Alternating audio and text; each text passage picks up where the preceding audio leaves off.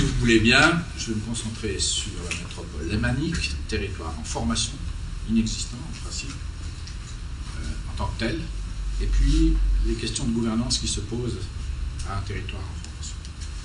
Alors historiquement, cette idée, il y a des régions métropolitaines qui ne vient pas de Suisse, elle est vraiment imposée par l'Europe ces dernières années, mais c'était des concepts qui étaient beaucoup plus vieux que ça déjà.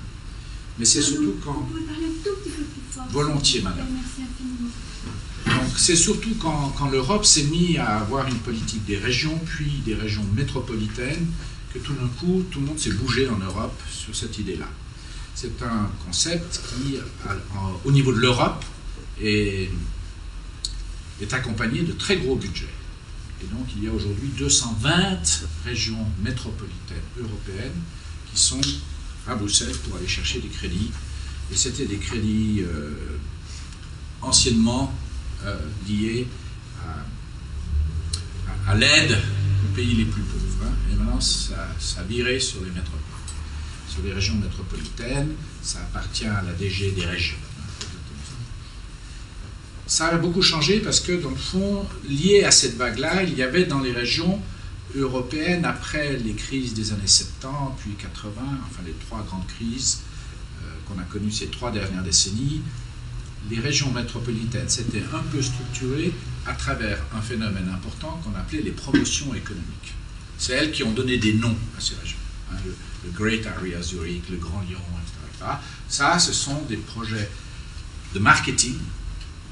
Et quelquefois, elles avaient été précédées, comme Zurich et comme d'autres régions, par des systèmes de transport public performants. En général, ça c'était la première phase, puis il y a eu cette phase de marketing économique, et qui avait un but important, c'était lutter contre la crise, aller chercher des entreprises à l'étranger, les faire venir, recréer de l'emploi, recréer de l'activité économique. Ces promotions économiques dans toute l'Europe, elles ont fonctionné toutes sur le même modèle qu'on peut appeler globalement le modèle des clusters. Hein. On disait, je suis fort en bioinformatique, je suis fort en techno, whatever, je suis fort en industrie financière, et ils ont fait des clusters. C'est le marketing, hein, toujours. Parce qu'il y avait évidemment toutes les autres entreprises étaient toujours là. Donc ça, c'est cette phase qui s'achève en ce moment, parce que dans le fond, la réflexion sur les régions métropoles en Europe, je ne parle pas de la nôtre, parce qu'on est très en retard, après cette phase de promotion économique, a pris une phase nouvelle qu'on pourrait appeler une phase de compétition globale. Et dans cette phase-là, ce qu'on voit dans les textes et partout, c'est des stratégies sur les individus. Attirer les créatifs, globalement, hein, si je résume. Au lieu d'attirer les entreprises, on attire les créatifs. Tout le jargon de Londres, du GLA, si vous lisez ça, c'est ça. Mais c'est aussi la même chose en Allemagne, c'est aussi la même chose à Barcelone, etc. La problématique là-dedans, c'est que toutes ces régions sont, sur le papier, composées de communes, de cantons, ou de différents pays, si vous êtes une région qui est à cheval sur plusieurs pays, sans aucune structure gouvernementale, représentative, classique. À une exception près, une seule, c'est Stuttgart. Stuttgart a créé un vrai parlement pour une vraie région, qui a globalement 3 prérogatives, une qui est celle des infrastructures, l'autre de la promotion économique, et la troisième de la... Enfin, ils ont des budgets, hein, et la troisième est plus liée, dans le fond, à, comment on peut dire ça, une politique culturelle, harmonisée. C'est intéressant de voir, parce que chacune de ces régions, y compris la nôtre, en fait, c'est structuré d'abord par les comportements des gens, parce que la définition de l'OCDE ou de l'Europe, elle est basée toujours, pour ces régions, par les pendulaires. C'est ça la base de la définition. Où habitent les gens, où ils travaillent, où ils consomment. Et c'est les pendulaires qui définissent les régions et rien d'autre. Et tout le monde a pris cette définition. Puis dessus, on a construit ces artifices dont je viens de parler, mais dont des choses absolument très, très, très importantes, qui sont les infrastructures, en général, autoroutières, ferroviaires, aéroports. Toutes ces régions ont en général 1 ou 2 aéroports, c'est les cathédrales modernes, c'est là autour de ça que se tournent toutes les choses. Et comme disait Longchamp, les aéroports sont devenus d'énormes malls. Je suis assez critique face à la position de Longchamp parce que j'espère quand même que la piste reste, parce que s'il s'agit de créer un nouveau Valexer, on n'a pas besoin de mettre l'aéroport. Mais il y a des espèces de contradictions comme ça, des tensions qui sont immenses. Deuxième point de ce que je voulais amener aujourd'hui, c'était les pratiques sur la gouvernance sont toutes à l'essai. Il n'y a personne, à part Stuttgart, que je mets comme une exception, personne n'a trouvé exactement comment faire.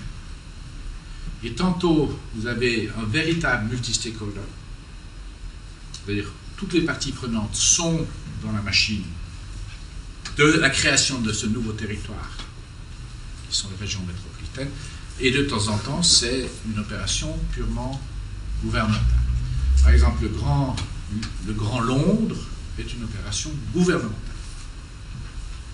Le Grand Lyon, en grande partie aussi, mais il ne faut pas oublier que dans le Grand Lyon, dans la phase 2, les chambres de commerce et la chambre de commerce de Lyon ont joué un rôle important. Donc là, c'est un petit peu difficile à dire comme ça, mais ils ont créé tous deux types d'unités importantes.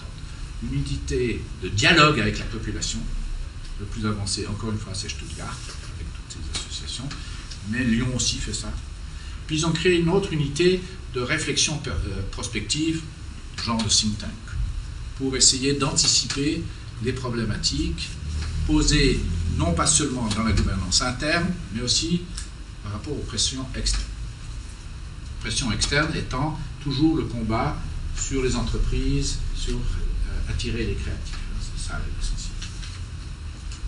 Donc positionner la région comme une activité économique importante qui peut jouer un rôle dans l'Europe ou dans le monde. Tout le monde fait ça. Y compris le maire de Zurich qu'on a reçu la semaine dernière. La question des gouvernances au niveau du territoire elles-mêmes sont extrêmement peu développées. Je vais prendre 3 exemples. Il n'y a pas de gouvernance, par exemple, de la Wi-Fi. Vous avez des systèmes de Wi-Fi qui sont aujourd'hui appropriés par les gens. Et donc on pourrait faire une cartographie de la Wi-Fi de la Romandie. Aucune autorité gouvernementale n'est dans la course. C'est les gens qui ouvrent le Wi-Fi, c'est le restaurant qui l'ouvre, c'est vous qui l'ouvrez ou qui le fermez.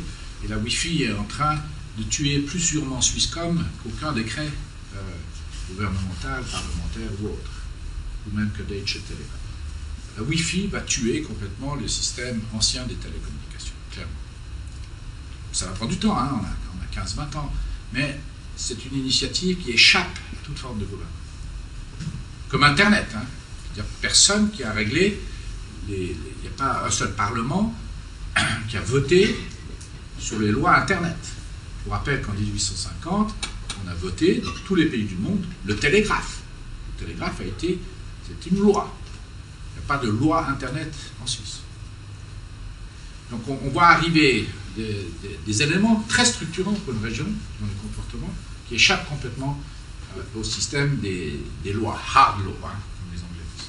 Et donc toutes ces soft laws qui s'installent quand même, structurent assez sûrement le paysage, peut-être pas aussi visiblement qu'on le pense toujours. Mais je prends un autre exemple.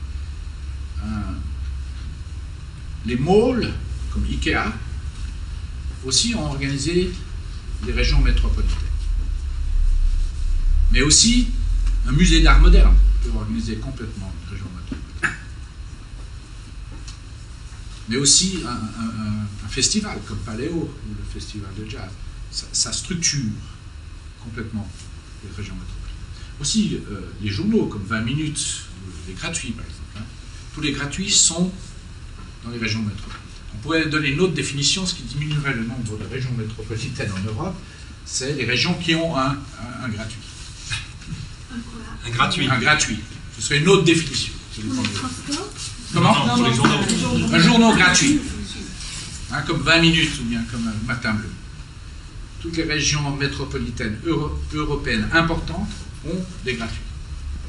Et les gratuits font exactement le contour de la région.